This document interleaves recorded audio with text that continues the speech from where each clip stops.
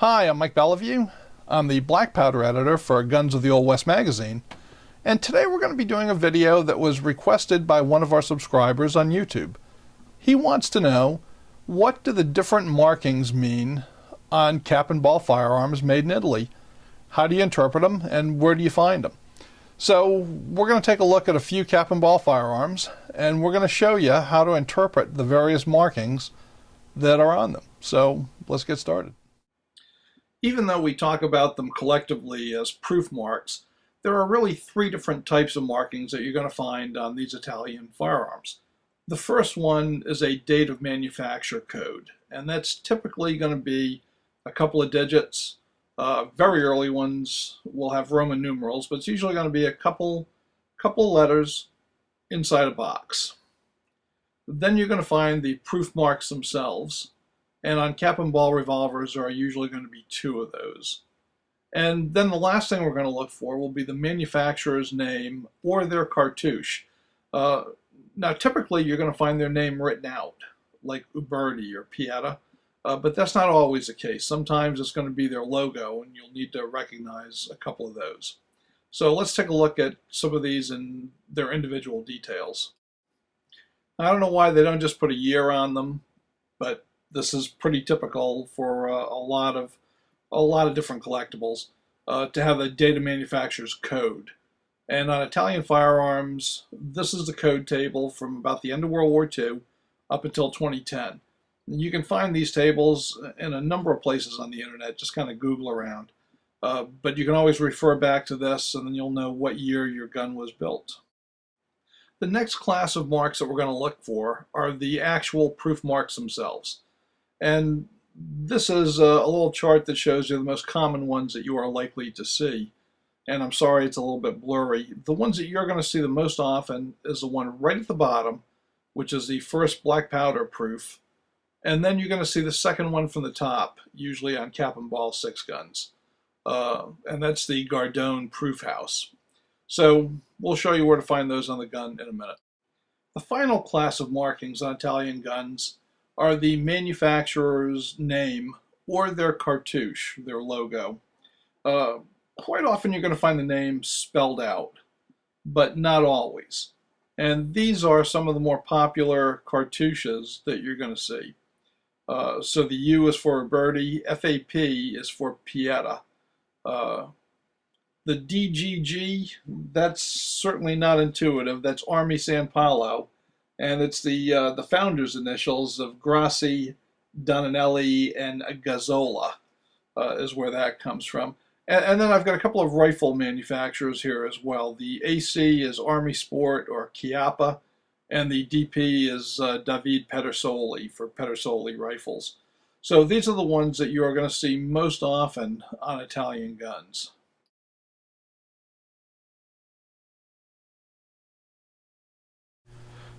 Well, now that you're familiar with the various markings that you're going to find on Italian guns, let's go through a couple of practical exercises with the guns themselves so you can see where you have to look on the firearm to find those markings.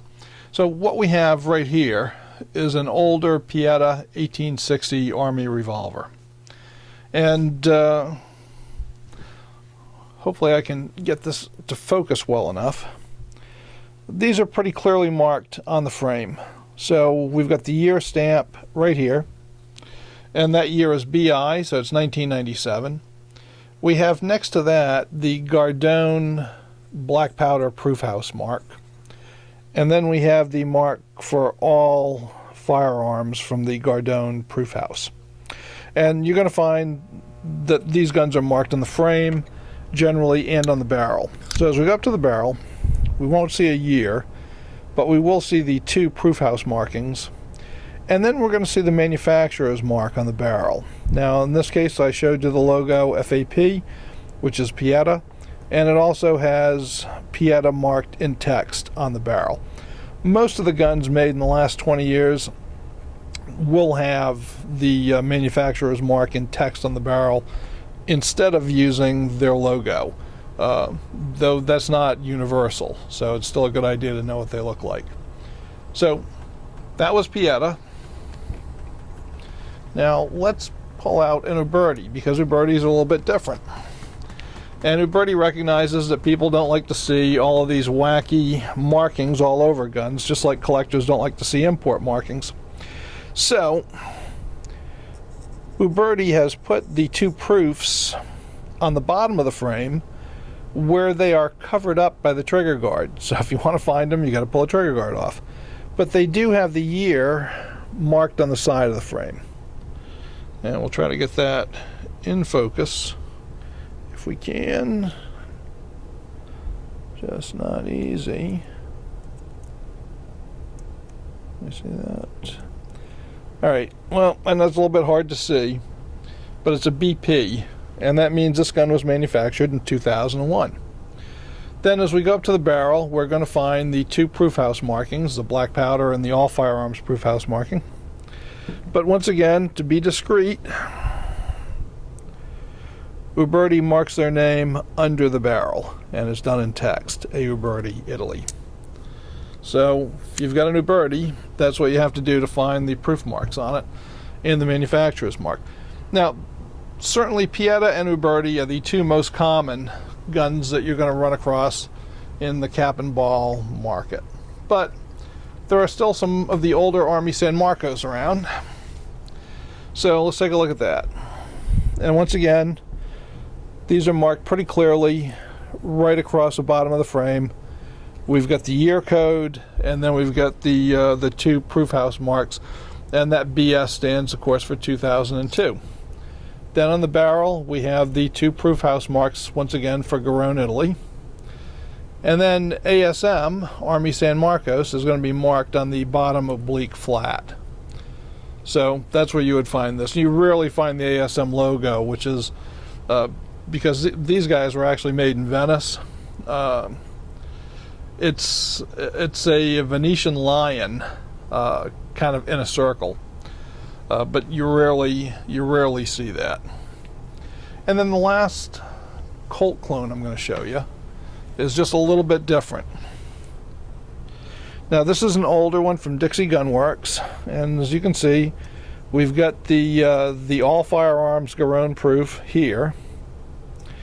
We've got the black powder proof house mark here, and then in the middle we have the date mark, which is IA, and that is 1982. So this has been around for a while.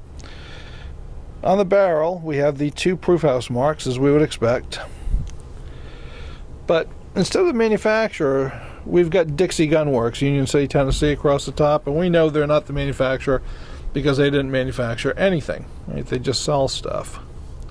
So if you look around, sometimes you got to hunt these things up. Under the barrel, you're going to see an actual manufacturer's mark. And if I can get this clear, you're going to see that we've got a DGG mark under here, DGG. Right? And DGG is Army San Paolo, now Euro Arms, the successor to Army San Paolo. So even though it doesn't say Army San Paolo anywhere on here, if you see that DGG, you know that's who it is. Now those are all the Colt clones, just to show you. We've got exactly the same procedure for Remingtons. Remingtons are usually pretty clearly marked, and once again we're on the frame. Right, so we've got the year code, the black powder proof house, and the all firearms proof house. And that year code of BL means that this gun was made in 1998. And once again, we've got the two proof house marks on the barrel, and we've got FAP, and it says Pietta on it. So, same procedure whether you're looking at a Remington or you're looking at a Colt clone. And that's how you find the proof marks, and that's how you determine what they mean.